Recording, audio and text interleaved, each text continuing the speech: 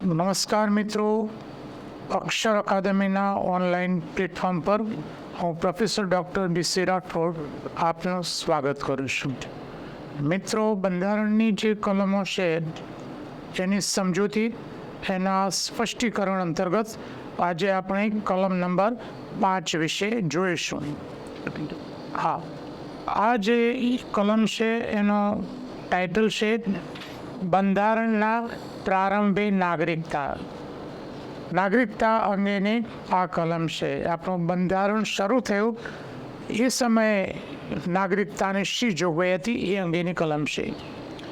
ભારતીય બંધારણના પ્રારંભે જે વ્યક્તિનો અધિવાસ એટલે નિવાસ ભારતમાં હોય અને નીચેનામાંથી કોઈ એક શરત પૂરી કરતા હોય તો એ વ્યક્તિ ભારતનો નાગરિક કહેવાશે. બંધારણ જ્યારે શરૂ થયું ત્યારે કઈ શરતો છે?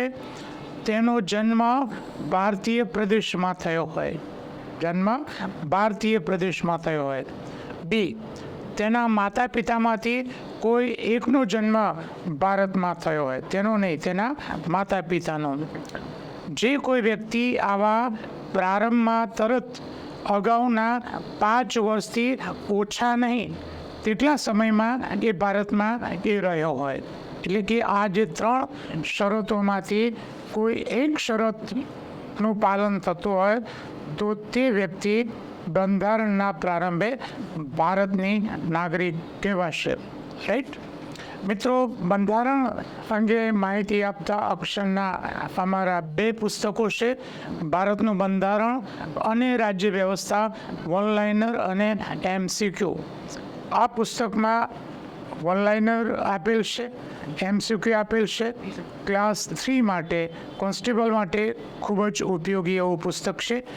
જ્યારે ભારતનું બંધારણ અને રાજ્ય વ્યવસ્થા તમારે ડિટેલમાં સ્ટડી કરવો હોય, GPSC 1-2માં જો તમારે અભ્યાસ કરવો હોય તો એ અગત્યનું પુસ્તક છે. આ ઉપરાંત મિત્રો, અમારી 2 ટેલિગ્રામ ચેનલ છે, BC રાઠોડ કરંટ અફેર્સ, જેમાં કરંટ અફેર્સ સિવાય બીજી ઘણી બધી વિગતો દરરોજની 10 પોસ્ટ, 1-2 ફ્રી વિડીયો મૂકવામાં આવે છે. આ ઉપરાંત ગુજરાતી ભાષાની ગૌરવંતી ગુજરાતી ટેલિગ્રામ ચેનલ છે, જેમાં માત્ર ને માત્ર ગુજરાતી ભાષાને લગતી, ગુજરાતી વ્યાકરણ અને ગુજરાતી સાહિત્યને લગતી પોસ્ટ મૂકવામાં આવે છે. મિત્રો, આજનો આ વિડીયો આપને પસંદ આવ્યો હોય તો લાઈક કરીને શેર કરવાનું ભૂલતા નહીં, અને હજુ સુધી જો તમે અમારી આ ચેનલને સબસ્ક્રાઈબ ન કરી હોય તો ચેનલને સબસ્ક્રાઈબ કરી દેશો.